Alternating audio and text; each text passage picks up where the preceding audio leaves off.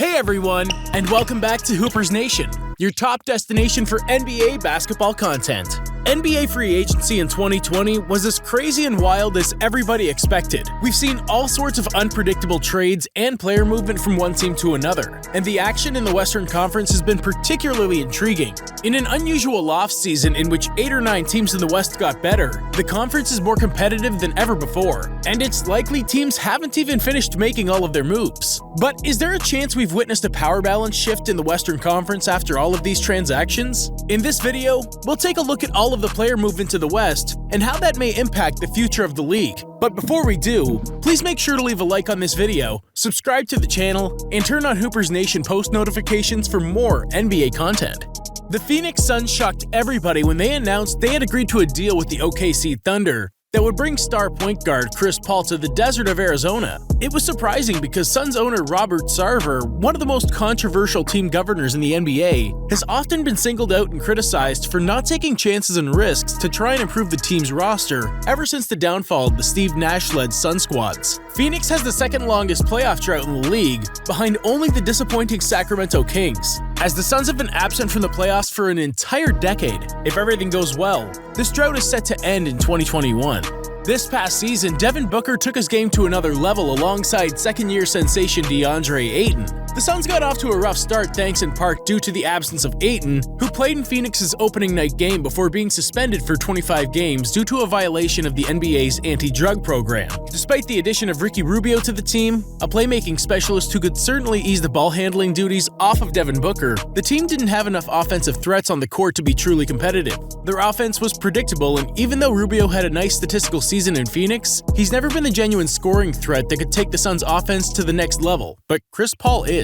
No disrespect to the Spanish basketball legend, but CP3 is an upgrade over Rubio in every aspect of the game. He's a much better scorer, a much better defender, heck, you could even say he's a better playmaker as good as Ricky is. Paul's scoring is the difference maker, as the Suns now have their own big three with a decent supporting cast that should definitely be elevated with CP3's presence. Long story short, Paul's arrival to Phoenix is a game changer. Another non-playoff team that is scheduled to make a return to the postseason in 2021 is the Golden State Warriors. The Dubs took a one-year hiatus from the playoffs after the departure of Kevin Durant, Klay Thompson's season-ending surgery, and Steph Curry's left hand fracture that held him to only 5 games. And even though Thompson has suffered yet another major setback in his career, with him expected to be out for another entire year, the Warriors are still very much a big threat. They'll have one of the league's elite starting lineups thanks to the additions of Kelly Oubre Jr. via trade and James Wiseman via the NBA draft. These two will be accompanied by Andrew Wiggins, former Defensive Player of the Year Draymond Green, and 2-time MVP Stephen Curry.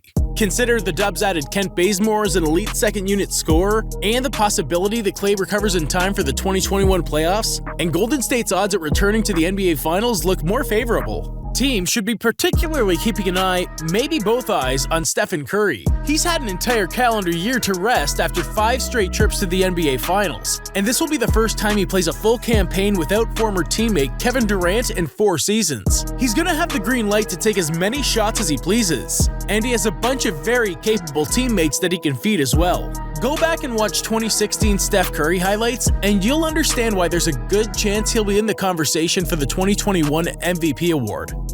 But if the Warriors are set on making their way back to the NBA Finals, they'll first have to get rid of the defending NBA champions, the Los Angeles Lakers, who, by the way, also got better this offseason. Even though they lost players like Rajon Rondo, Dwight Howard, and Avery Bradley, the Lakers still had an A-plus autumn. They got rid of an aging and deteriorating Danny Green and turned him into Dennis Schroeder. They also brought in a top role player in Wesley Matthews and acquired Marc Gasol, who was really good in a limited role with the 2019 NBA champions, the Toronto Raptors. But the cherry on top of the cake came when they convinced former bitter rival Montrezl Harrell to switch sides in the Battle of LA and join the Lakers roster. The Lakers also re-signed Anthony Davis, brought back key role player Markieff Morris, and still have youth in Kyle Kuzma and Alex Caruso.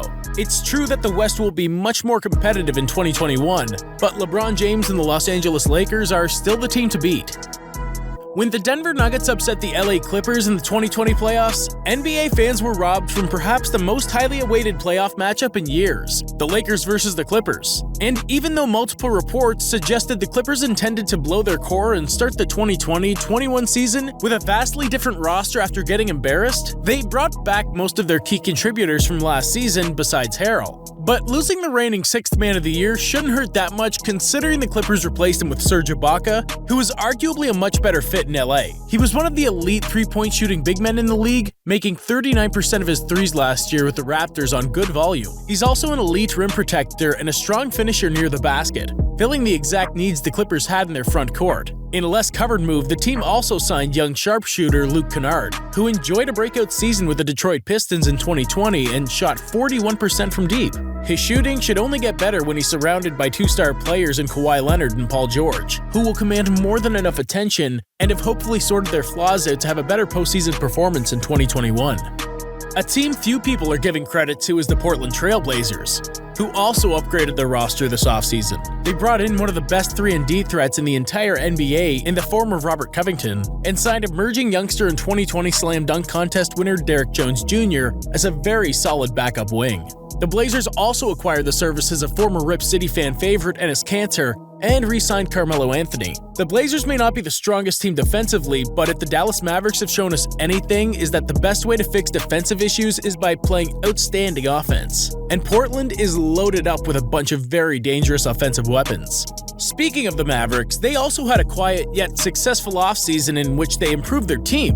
They traded Seth Curry for another solid 3-and-D commodity in Josh Richardson, who just 2 seasons ago was the best player on the Miami Heat and led the way offensively for South Beach in Dwayne Wade's last dance season.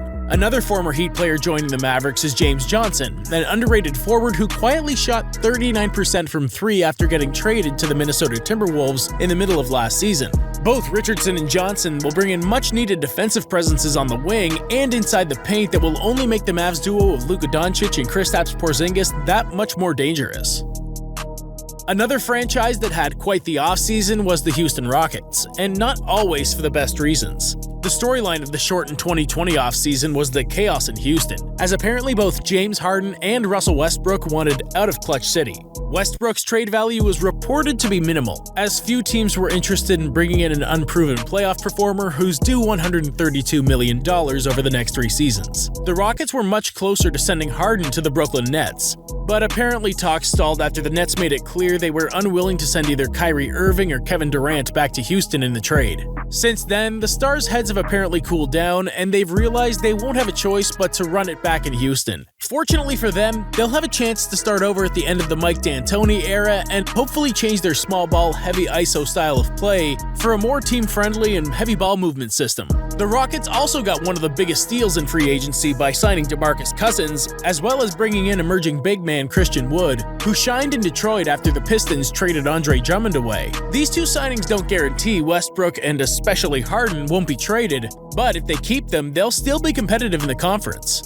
Now, why is this the most stacked the Western Conference has ever been? Because all of these 7 teams we've discussed already, the Suns, the Warriors, the Lakers, the Clippers, the Mavericks, the Blazers, and the Rockets, are all likely playoff teams. But we still have the Denver Nuggets, the Utah Jazz, the Memphis Grizzlies, and the New Orleans Pelicans fighting for playoff spots as well.